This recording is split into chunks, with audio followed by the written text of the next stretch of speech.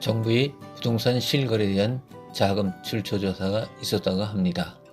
오늘은 그 출처 조사에 대한 국세청의 기준을 알아보도록 하겠습니다. 자금 출처는 반드시 소명이 되어야 됩니다. 소득이 없는 연소자나 분여자의 명의로 취득을 하였을 경우에 그 기준 금액은 조사 배제 판단 기준일 뿐이지 객관적으로 증여한 사실이 확인이 되면 반드시 증여세를 부과하도록 되어 있습니다. 그래서 우리가 반드시 자금 출처에 대한 소명을 해야 된다고 하는 것입니다. 또한 증여세법상 증여 공제를 받을 수 있는 한도 금액이 있습니다. 배우자로부터 증여를 받은 경우에는 6억 원까지, 직계 존비속으로부터 증여받은 경우에는 5천만 원입니다. 이 경우 미성년자일 경우에는 2천만 원까지입니다. 또한 친족으로부터 증여받은 경우에는 1,000만 원까지 이 부분에 해당이 되겠습니다.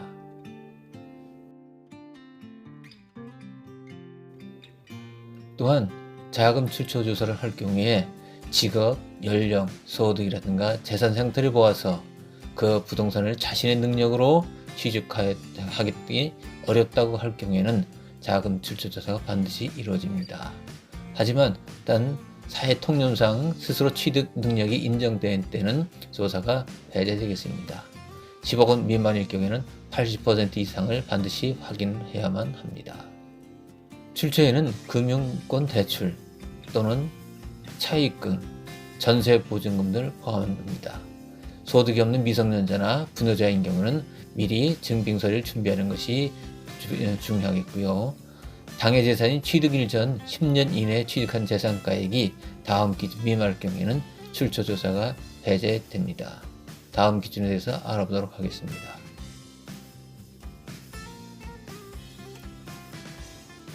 세 가지 경우로 나눠집니다. 세대주의인 경우, 세대주의가 아닌 경우, 그리고 30세 미만인 경우로 나눠집니다. 취득대상이 주택일 경우와 아닌 경우로 나눠지고요. 세대주의인 경우에는 그 소득을 인정해서 금액이 1억 5천만 원까지, 아닌 경우에는 그 절반 정도의 금액이 됩니다. 30세 미만일 경우에는 5천만 원이 한도가 되겠습니다. 출처 조사 대상자로 선정이 되고 거기에 대한 소명을 하라고 통보가 되면은 취득자금의 80% 이상 소명되지 아니하면은 취득자금에서 소명 금액을 뺀 나머지 금액에 대해서는 증여세를 부과합니다.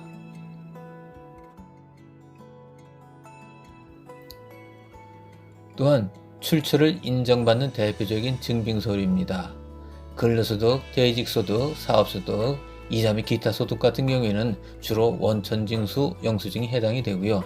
차입금일 경우에는 부채증명서, 임대보증금일 경우에는 임대차 계약서, 보유재산 처분액일 경우에는 매매계약서가 바로 증빙서류가 됩니다.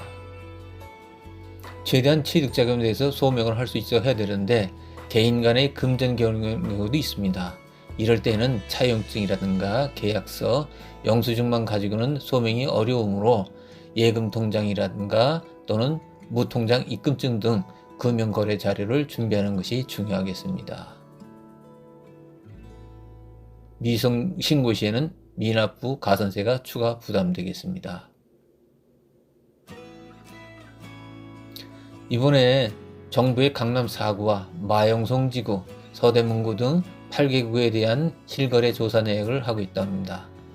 이에 따라서 출처 소명이 안 되면 아주 곤란할 것을 보이는데 비규제지역일 경우에는 실거래 가격이 6억 이상, 규제지역일 경우에는 조정지역이라든가 투기과외지역을 말합니다. 이때는 모든 주택이 해당이 되겠습니다. 감사합니다.